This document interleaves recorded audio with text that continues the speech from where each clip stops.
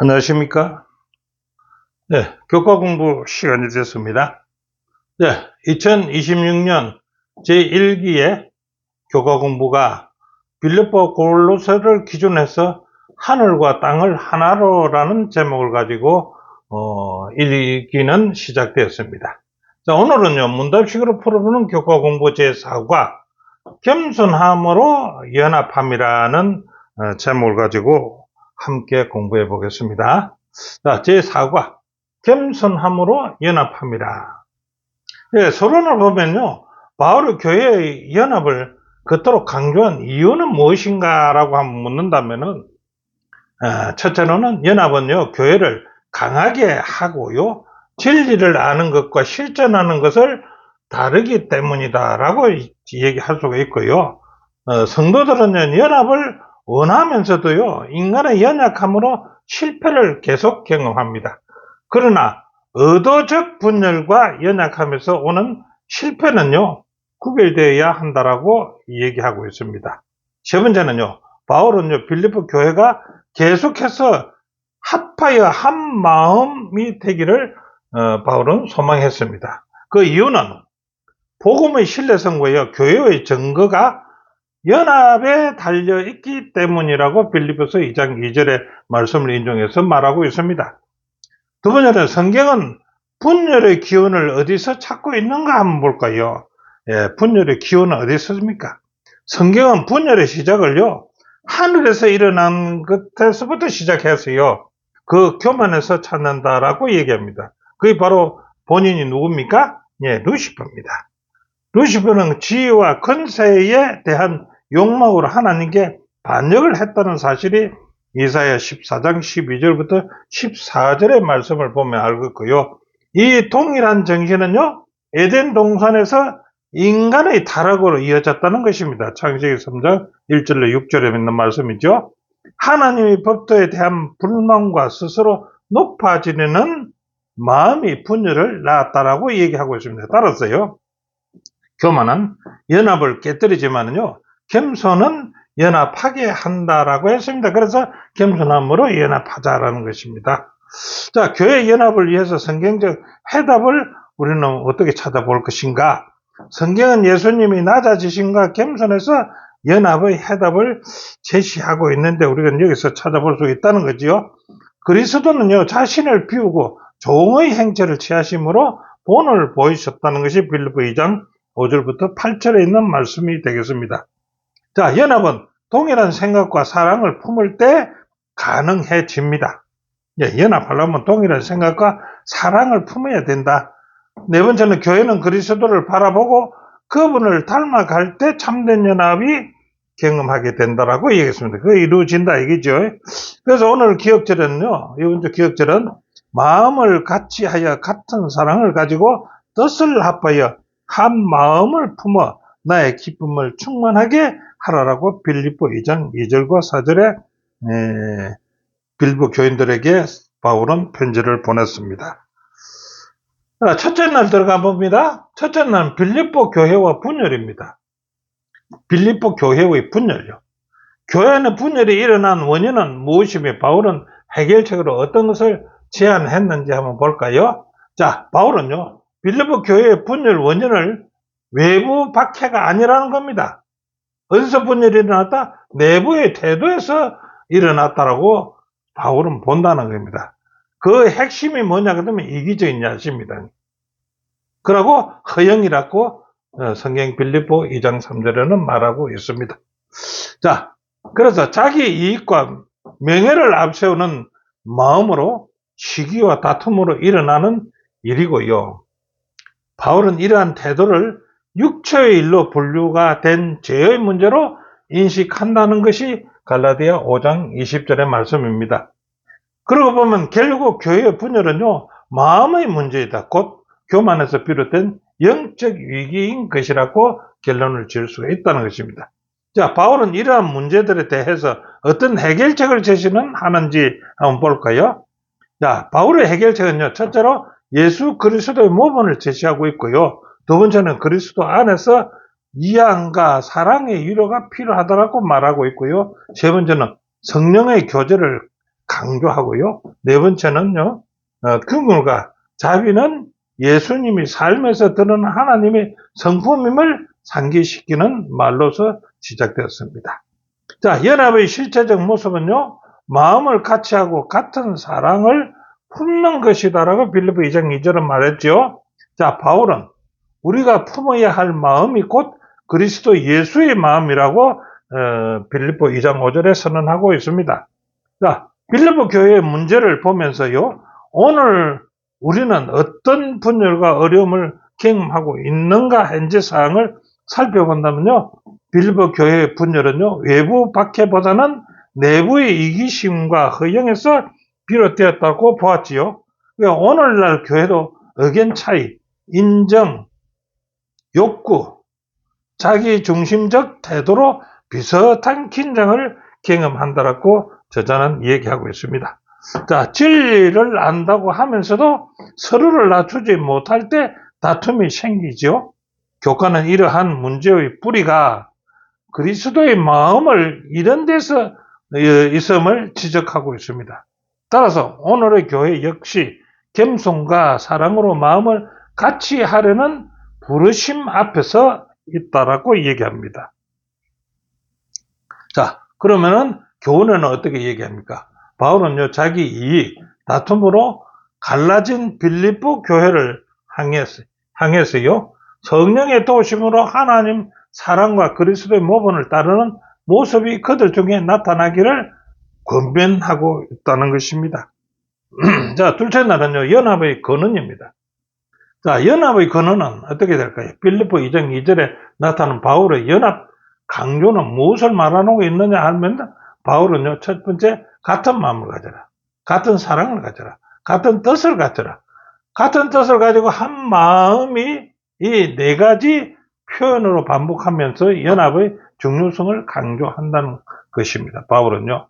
이는 단순한 외적 행동의 일치가 아니라 마음과 생각, 감정의 일치를 뜻한다고 얘기합니다. 자, 교과는요. 유대 지도자들은요. 행위를 중시하지만은요. 예수님은 사람의 마음을 보셨음을 지적한다고 마태복음 15장 19절을 말씀합니다. 자, 참된 연합은 규칙 준수보다도 내면의 변화에서 시작된다라고 얘기합니다. 그러면 교회의 연합은요, 마음이 그리스도께 붙들 때 붙들릴 때 가능하다라고 기록하고 있습니다. 자, 빌립보서 2장 3절과 4절에서 바울이 권면하는 연합을 위한 실제적 조치는 무엇인가라고 본다면은, 첫 번째로 다툼이나 허용을 하지 말아라. 두 번째는 겸손으로 다른 사람을 자신보다 낮게 여기라. 세 번째는 또한 자기 일만 돌보지 말고 다른 사람의 일을 돌보라고 한다는 것입니다. 자, 그래서 저자는 이것이야말로 말로는 쉽지만은 실천은 어려운 원칙임을 인정합니다. 그러나 경청과 이해는요, 많은 갈등을 예방하는 열쇠가 된다라고 얘기하면서 겸손한 태도는요, 연합을 지키는 실제적인 행동이 된다라고 얘기하고 있습니다. 자, 세 번째, 성령 안에서의 연합과 믿음의 일치는 어떻게 연결되는가라고 볼까요? 자, 바울은요, 연합이 성령이 하나 되게 하신 것임을 분명히 말하고 있습니다. 교회는요, 분쟁이 있을 때 성령께서 조화를 이루게 하신다. 그래서 성령께서 조화를 이루게 하실 때 우리는 분열은 일어나지 않을 것입니다. 동시에 바울은요, 하나님의 아들을 믿는 것과 아는 일에 하나가 되는 것을 말하고 있다는 거죠. 하나가 되는 것을. 저자는요, 동일한 믿음과 성경 이해가 연합의 기초임을 강조하고 있습니다. 그리스도를 아는 지식 위에 세워진 믿음이 참된 연합을 낳는다라고 얘기합니다. 여기서 참된 연합은요, 성경에 대한 동일한 이해를 갖던 것은 우리 가운데 연합이 충만히 이루어지는데 필수적인 요소가 된다라고 얘기하고 있습니다. 자, 교훈에는요, 분쟁의 물결을 잠잠케 하고 조화를 이루게 하시는 분은 성령이시라고 말합니다. 그분의 가르침, 성경에 대한 같은 마음, 같은 이해를 갖는 것이 연합이 이루어지는데 필수적이라고 얘기하고 있습니다. 자, 셋째 날요. 믿음을 바꾸는 방법. 마음을 바꾸는 방법입니다. 마음을 바꾸는 방법은 어떻게 할까요? 정보와 미디어의 영향 속에서 우리는 누구에게 배우고 있는가라고 반문을 해봅니다. 정말 마음을 바꾸려면 어떻게 하게 될까요? 교과는 현대사회에서요, 인간의 마음이 외부 영향에 의해서 쉽게 형성되고 조종될 수 있음을 지적하고 있습니다. 그러면서 과학자들은요, 사람의 마음을 컴퓨터에 연결함으로 컴퓨터를 통해 우리의 생각에 영향을 수없이 미치면서 끊임없이 미디어와 정보의 홍수는 우리의 사고방식과 행동이 세속적이 된 세상의 영이 우리의 생각을 이끈다라고, 이끈다지 잘못됐네요. 이끈다라고 얘기합니다. 그러나 그리스도인은 영적으로 생각하도록 부름받았다라고 얘기합니다. 그리스도인은 영적으로 생각하라는 것입니다. 결국 문제는요, 누가 우리의 선생이며 우리는 무엇을 배우고 있는가라고 개인적으로 깊이 생각해 봐야 될 것입니다. 이것이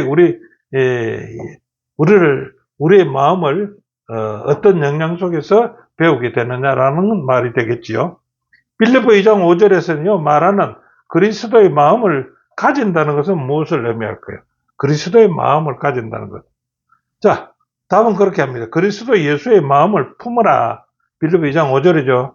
그것은 말은 단순한 사고방식의 변화가 아니라 존재의 중심이 바뀌는 것을 의미한다고 합니다. 저자는요, 우리가 생각은 바꿀 수 있어도 마음은 스스로 바꿀 수 없다라고 말하고 있지요. 오직 성령께서 하나님의 말씀이라는 성령의 검으로 우리의 마음을 수술하신다는 겁니다.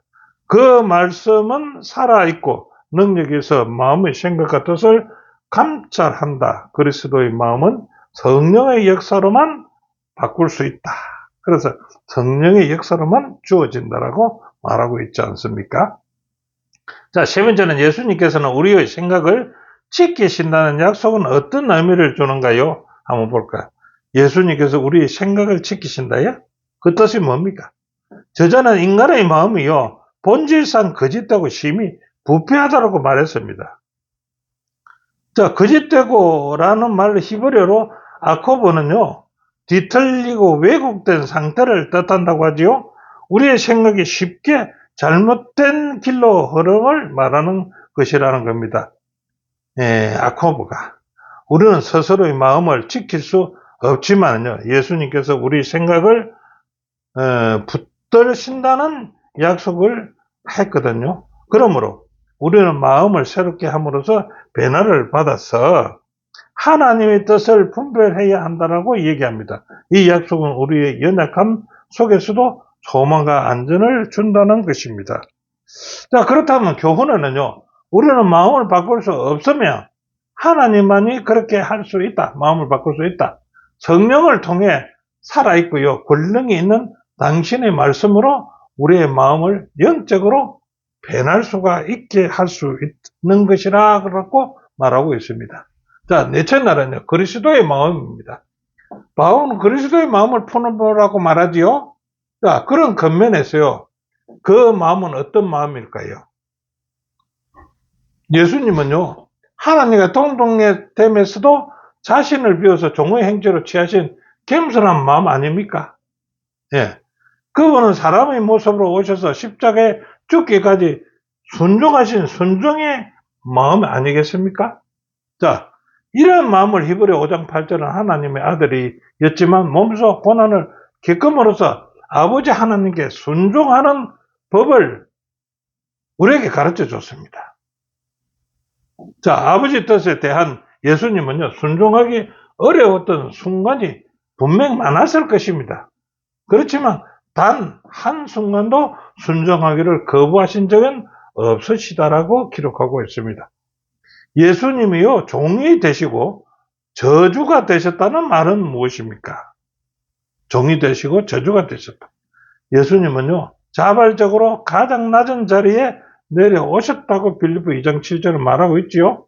자, 율법 아래에 있던 우리를 구원하시기 위하여 대신 저주를 받으셨다고 갈라디아 3장 13절은 또 말하고 있지요. 자, 이것이 하나님이시며 그분과 동등하신 예수님은요, 단지 인간의 육신을 취했을 뿐만 아니라 노예라는 뜻이죠. 종이 되셔서 우리 죄를 위한 희생 제물로 자신을 드렸다는 것입니다. 바울은 다른 곳에서도 그분이 우리를 위해서 저주가 되셨다고 말하고 있지요. 자, 빌립보 2장 5절부터 8절에 나타난 그리스도의 마음을 우리의 삶에 어떻게 적용할 수 있는가? 자, 이기심과 허영을 버리고 다른 사람을 자신보다 낮게 여겨야 한다라고 빌립보 2장 3절은 말하고 있지요. 그 다음에요, 자기 관리보다요, 이웃의 유익을, 자기의 권리보다도 이웃의 유익을 먼저 생각하는 삶을 그리스도인은 살아야 한다라고 빌립보 2장 4절에 말하고 있습니다. 자, 섬김과 희생을 통해서 예수님의 마음을요, 실천해야 한다라고 빌립보 2장 5절에는 말씀하고 계시죠. 자, 그리스도인의 삶은요, 높아지려 하기보다 기꺼이 낮아지는 태도를 선택해야 한다라고 마태복음 23장 11절 12절에 같은 말을 합니다. 이것이 그리스도의 마음을 따르는 실제적인 적용이 될 수가 있습니다. 요 네 가지가 그리스도의 마음을 우리의 삶에 적용해야 된다는 것입니다. 자, 교훈은요, 창조주 하나님께서 우리 구속주가 되시기 위해 십자가에 죽으시고 우리를 위한 저주가 되셨으므로 다른 일을 위해 자신을 낮추고 희생하는 마음을 보여주셨다라고 기록하고 있습니다. 자, 다섯째 날 갱건의 비밀입니다. 갱건의 비밀. 고린도서 8장 2절에서요 말한 유한한 인간이 로마서 8장 3절은 예수님이 성육신을 어떻게 이해하는가 한번 볼까요? 네, 로마서 8장 3절은 예수님께서 죄 있는 육신의 모양으로 오셨다고 말하고 있지요. 자, 그 다음 그것을 갖다 예수님이요 죄인이 되셨다는 뜻이 아니라 그것은 무슨 말이라고요? 죄의 결과를 지닌 인간의 행태를 취하셨다는 뜻입니다. 좀 이해가 좀 잘 안 가시겠지만은 죄인이 되셨다는 뜻이 아니고 죄의 결과를 지닌 인간의 행태로 취하셨다. 예, 설명하려면 좀 길겠지만 설명은 각자가 좀 하시고요. 예수님의 성육신은요 죄를 정죄하기 위한 구속의 한 방법이었다는 것입니다. 예, 성육신이 한 이유는 죄를 정죄하기 위해서 한 구속의 한 방법으로서 성육신 하셨다는 것입니다. 그 다음에 예수님의 성육신은요 구원이 인간의 행위가 아니라 하나님의 주권적 사랑임을 보여주는 것이라고 이야기합니다. 성육신을 어떻게 봐야 되는가? 자, 히브리서 2장 14절부터 18절은요 예수님이 인생을 취하신 목적은 무엇이라고 말하는지 볼까요? 히브리 2장 14절은 사망으로 말미암아 사망의 세력을 잡는 자 곧 마귀를 없이 하려는 목적이었습니다. 인생을 취하신 목적이요. 두 번째는요 15절입니다. 또 죽기를 무서워함으로 일생에 매여 종노릇하는 모든 자들을 놓아주려는 목적이 있었습니다. 예, 죽음을 놓이게 하는 목적이 있었고요. 세 번째는요 오직 아브라함의 자손을 붙들어 주려는 목적이 있습니다. 하나님 자기 백성들을 붙들어 주는 목적요. 그 다음에는요 하나님 일에 자비하시고 충성된 대제사장이 되어서 백성들의 죄를 구속하시려는 목적이 있었고요. 그 다음 다섯 번째는 18절에 자기가 시험을 받아 고난을 당하셨는즉 시험 받는 자들을 능히 도우시려는 목적이 있습니다. 자, 예수님이 인생을 쓰시는 목적은 이렇게 우리가 정리해 볼 수가 있고요. 히브리서 4장 15절과 빌립보서 2장은 갱건의 비밀을 어떻게 드러내는지 그 갱건의 비밀에 대해서 한번 알아볼까요? 히브리서 4장 15절은요. 예수님이요 우리가 똑같이 사람이 되셨으니 죄는 없으셨다는 갱건의 비밀. 우리가 이거 잘 알아야 되겠죠. 빌립보 2장의 비밀은요. 첫째로 그분은 근본 하나님의 본체이심에도 종의 행체를 취하셨다는 것이고요. 두 번째는요. 자, 첫 번째는 그분이 그만 하나님의 본체시나 종의 행제를 취하심이라고 했고요. 두 번째는 예수님은요, 자기를 비우고 십자가의 죽음까지 순종하신 것이 이 몸의 갱근의 비밀이라는 것입니다. 세 번째는 이 낮아지심은 인간의 이성으로 다 이해할 수가 우리는 없습니다. 그죠? 이 갱근의 비밀이라는 것입니다. 우리가 이해할 수 없는 갱근의 비밀입니다. 이 갱근의 비밀의 시작은요, 언제부터입니까? 아버지와의 평화의 언원이에요. 평화의 언원이란 말은 성경에서 가라 6장 13절에 나오는데, 이것은 창세전에 있었던 하나님들의 여호와의 언원이었습니다. 자, 그 가운데서 그분은 이것을 계획하셨고, 모세가 뱀을 들어 올리는 것만을 통해서 미래에 예표도 하셨으며, 그리하심으로 우리를 대신하여 죄를 삼으신 것은 우리로 하여금 저희 안에서 하나님의 의가 되게 하려고 했던 것이라고 고린도서 5장 21절에 말하고 있습니다. 자, 교훈은요, 바울은요, 상상할 수 없는 낮아지심이고 곧 무한하고 영원하신 존재가 어떻게 죽을 수밖에 없는 유일한 인간이 되셨는지를 갱근의 비밀로 부르며 자세히 설명하고 있다는 것입니다. 갱근의 비밀에 대해서 많은 것을 얘기할 수 있지만은 여기서 할 수 없는 얘기들입니다. 자, 오늘 공부에 이제 결론을 내리면서 그 분야별로 한번 본다면은 분열을 경험하는 교회가 연합하기 위해서는요, 그리스도의 모본을 따르며 성경에 대한 같은 믿음을 갖는 것이 분열을 갖다가 연합으로 바꿀 수 있는 필수적이다. 자, 이기심, 다툼으로 갈라진 교회에는요, 분쟁을 잠잠하게 하고 조화를 이루게 하는 성령의 도움이 필요하다는 것입니다. 연합을 위해서. 세 번째, 우리는 마음을 바꿀 수 없지만은요, 하나님 하실 수 있겠지요. 성령을 통해 제시되는 권능의 말씀이 모난 우리 마음을 영적으로 변하게 도와주실 것이라는 것입니다. 네 번째는요, 창조주 하나님이신 하나님이 인간이 되셔서 우리를 향해서 희생하신 그 사랑, 그리스도의 겸손과 희생의 모범은요, 영혼을 통해서라도 다 헤아릴 수 없는 놀라운 갱근의 비밀이라고 오늘 교과는 얘기하고 있습니다. 자, 오늘 교과는 여기까지입니다. 함께 공부하신 여러분 대단히 감사합니다. 다음 주에 다시 뵙겠습니다.